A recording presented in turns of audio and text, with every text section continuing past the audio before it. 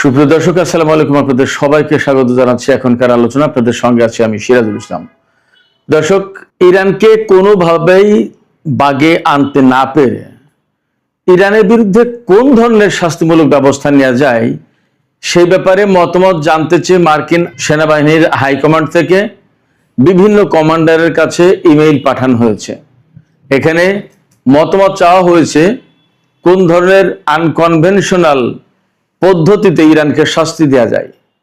এর মানে কি পেছনে পরমাণু হামলার কথা লুকিয়ে আছে কিনা।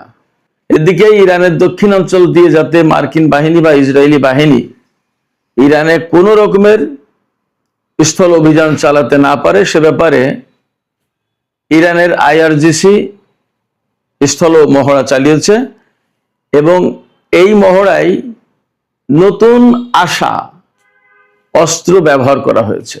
এই নতুন আসা অস্ত্র মানে কি সেটার একটা ব্যাখ্যা প্রয়োজন। এদিকে আরো খবর পাওয়া যাচ্ছে যে ইরানের কাছ থেকে চীন ড্রোনের প্রযুক্তি নিয়েছে, ব্যাপকভাবে সেই ড্রোন উৎপাদন করবে। বিনিময়ে ইরানকে চীন যুদ্ধ বিমান এবং বিভিন্ন ধরনের অস্ত্র সামগ্রী দিচ্ছে। তার মানে কি? চীন বলছে তারা ইরানকে অস্ত্র দিচ্ছে না, আমেরিকা অভিযোগ করছে। বাস্তবতা কি? এদিকে গত 24 ঘন্টায় সৌদি আরবের পররাষ্ট্রমন্ত্রী দুইবার ইরানের পররাষ্ট্রমন্ত্রীর কাছে ফোন করেছেন।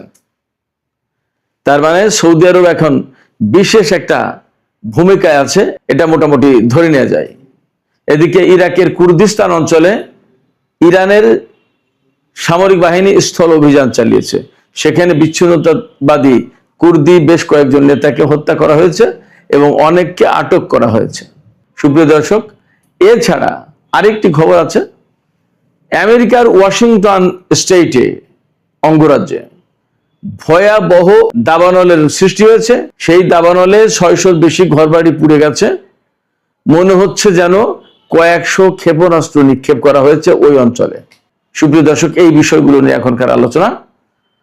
আশা করি ভালো লাগবে এবং আপনারা শেষ পর্যন্ত সঙ্গে থাকবেন। আর ভিডিও যদি ভালো লাগে তাহলে লাইক, কমেন্ট, শেয়ার করবেন এবং চ্যানেলটি সাবস্ক্রাইব করে সাথেই থাকবেন। দর্শক, চলুন আমরা বিস্তারিত আলোচনা করি।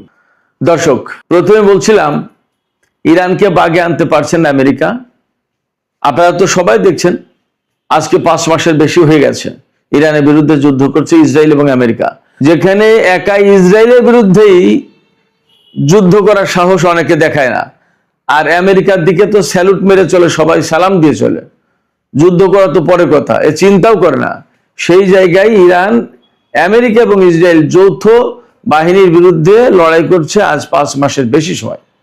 বাস্তবতা হচ্ছে আজ পর্যন্ত আমেরিকা বা ইসরায়েল ইরানকে এমন কোনো পজিশনে নিয়ে যেতে পারেনি যেখান থেকে ইরানের পরাজয় স্পষ্ট হয়ে ওঠে, অথবা তারা সারেন্ডার করে, অথবা তাদের দাবি মেনে নিয়ে চুক্তি করতে বাধ্য হয়।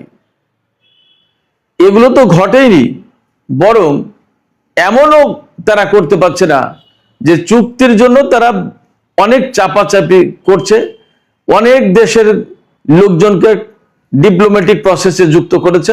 বাট ইরান বলছে no no no discussion with USA. কোনো আলোচনা আমেরিকার সাথে হবে না এবং কোনো চুক্তি হবে না। কারণ চুক্তি তারা করবে ফর দ্য টাইম বিং, তারা বিশ্বের সুবিধা নেবে, আবার চুক্তি ভাঙবে। এই চুক্তি ভাঙার সুযোগ আর আমরা তাদেরকে দেব না। এখন চুক্তি করার সুযোগটা, চুক্তি ভাঙার সুযোগ দিতে চায় না আমেরিকাকে ইরান। এটা ইরানের অবস্থান এবং সেই কারণে খুব ক্যাটাগরিক্যালি পরিষ্কার করে বলা হয়েছে ইরানের পররাষ্ট্র মন্ত্রণালয় থেকে যে হরমুজ প্রণালী নিয়েও ওমানের সাথে যে আলোচনা চলছে, এই আলোচনাটা বেসিক্যালি ওমান এবং ইরানের মধ্যকার আলোচনা। এই আলোচনায় আমেরিকার কোনো স্থান নেই, আমেরিকার কোনো পর্ষ নেই, কোনো অংশ নেই তার।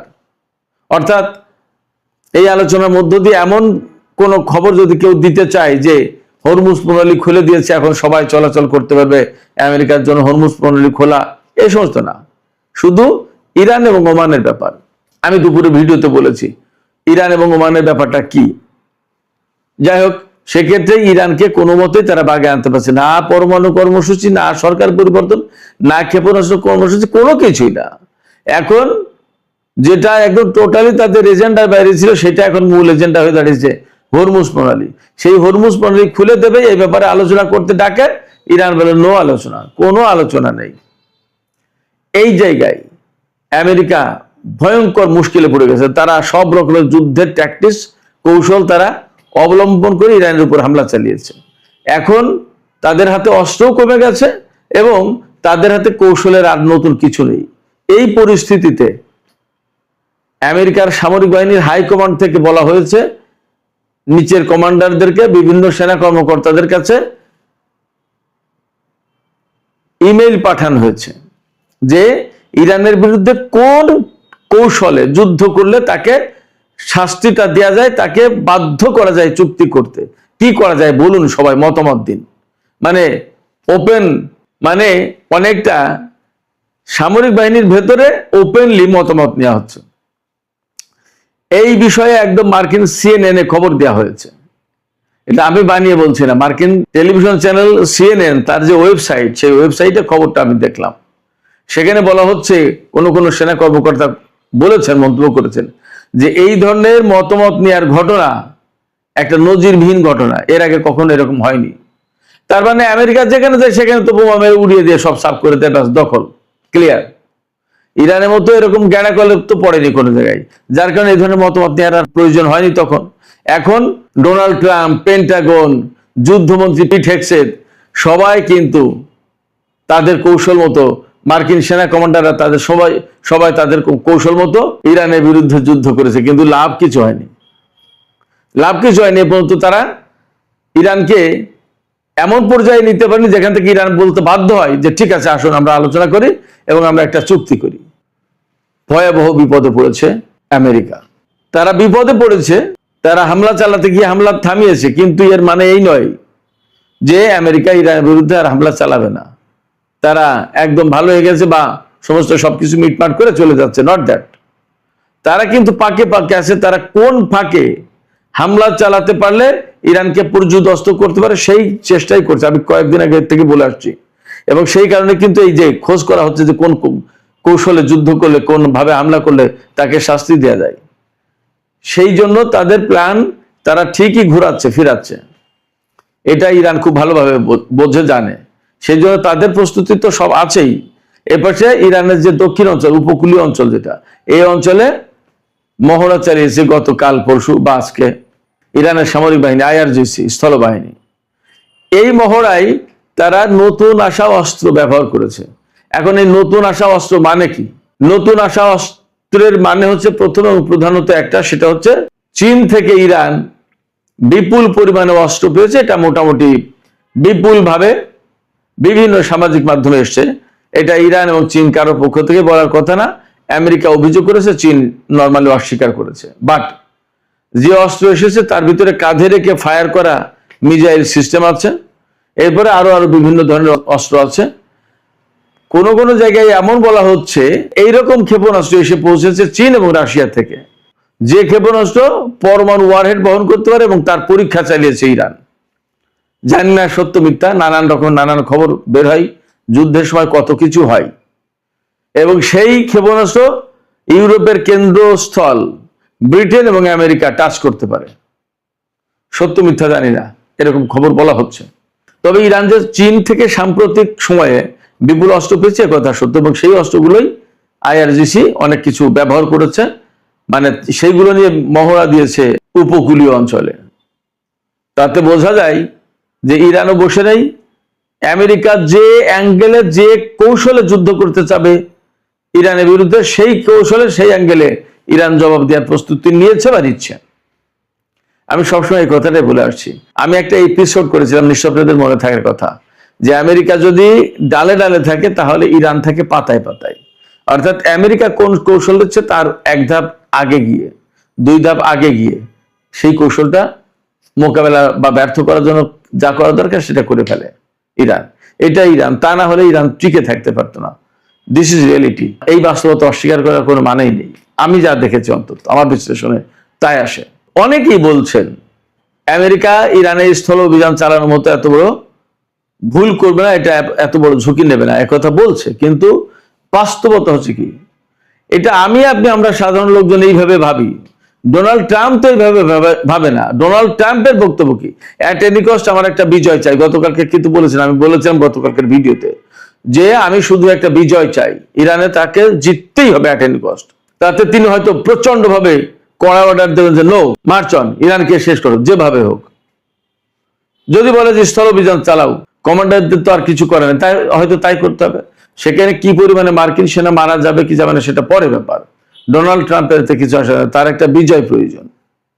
এই বিজয় প্রয়োজন, এই জন্যই ইরানকে শিক্ষা দেওয়া হবে কোন পদ্ধতিতে করা যায়, আনকনভেনশনাল সিস্টেম কি, অর্থাৎ অপ্রচলিত পথে ইরানকে শিক্ষা দিতে হবে। অপ্রচলিত পথ, সহজ পথ যেটা, সেটা হচ্ছে পরমাণু হামলা। এর বাইরে আর কি আছে আমি জানি না, দেখা যাক কি হয়। তবে আমেরিকা ইরানের ব্যাপার থেকে হাত গুটিয়ে নিয়েছে, একথা বলার কোনো মানে নেই, কোনো সুযোগ নেই। তারা ইরানের উপর হামলা চালানোর জন্যই নানা রকমের ফন্দি ফিকির করছে। এদিকে আমি আরেকটা খবর বলেছিলাম, ইরাকের কুর্দিস্তান অঞ্চল, ইরান থেকে পশ্চিমে গেলে উত্তর পশ্চিম ইরাকের যে কুর্দিস্তান অঞ্চল, ওই এলাকায় এরবিল এবং সুলাইমানের নামে দুটো এলাকা আছে, সেখানে ম্যাক্সিমাম কুর্দি বসতি। সেই কুর্দিস্তান অঞ্চলে গিয়ে ইরানের বিচ্ছিন্নতাবাদী কুর্দিরা থাকে এবং সেখান থেকে ইরানের বিরুদ্ধে নানা রকম ষড়যন্ত্র করে, বিভিন্ন রকমের অভিযান চালায়, নাশকতা চালায়, নানা কিছু। এরা বেসিক্যালি বিচ্ছিন্নতাবাদী। এই কুর্দিদের বিরুদ্ধে ইরান একেবারে স্থল অভিযান চালিয়েছে ইরাকের ভেতরে, ইরানের সামরিক বাহিনী। তার মানে ইরাক সরকারের একটা সমর্থন ছিল, এটা মোটামুটি ভাবে বুঝতে হবে। তারপরে এই অভিযান চালিয়ে সেখানে 8 জন অন্তত কুর্দি কমান্ডার, বিচ্ছিন্নতাবাদী কমান্ডার 8 জন কমান্ডার মারা গেছে এবং অনেককে অ্যারেস্ট করেছে, আর অনেক ক্ষয়ক্ষতি হয়েছে। তবে খবরে দাবি করা হয়েছে যে ইরানের একজন সেনা সদস্য হতাহত হয়নি, একদম খুব সুষ্ঠুভাবে সুন্দরভাবে অভিযান পরিচালনা করতে পেরেছে। এদিকে ইরান এবং আমেরিকার মধ্যে যখন এরকমের প্রচন্ড রকমের উত্তেজনা, অচল অবস্থা, হরমুজ প্রণালী বন্ধ প্রায়, গত রাতেও সেখানে একটা জাহাজে ইরান হামলা চালিয়েছে। আমেরিকা নিরাপত্তা দেওয়ার নাম করে ওমানের উপকূল দিয়ে ওই জাহাজ বের করে নিয়ে যাওয়ার চেষ্টা করেছিল, ইরান তাতে হামলা চালিয়েছে। ওই জাহাজ সেখানে স্টাক অবস্থা আছে, আটকে আছে। তো অবস্থা যখন এমন, তখন সৌদি আরব দফায় দফায় ইরানের পররাষ্ট্রমন্ত্রীকে ফোন করছেন। ইরানের পররাষ্ট্রমন্ত্রীকে গত 24 ঘন্টায় 2 বার ফোন করেছেন সৌদি পররাষ্ট্রমন্ত্রী।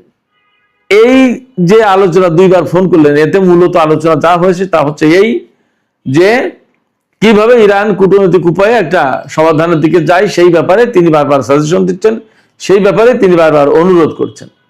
এই অনুরোধ কখন করছেন তিনি?